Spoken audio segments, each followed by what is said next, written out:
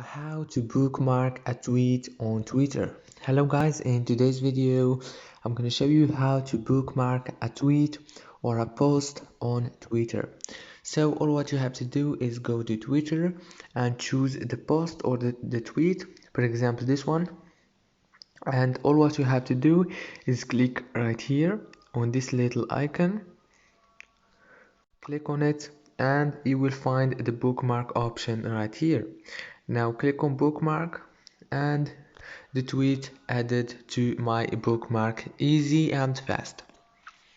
If this video was helpful for you, please don't forget to like and subscribe, and thank you so much for watching.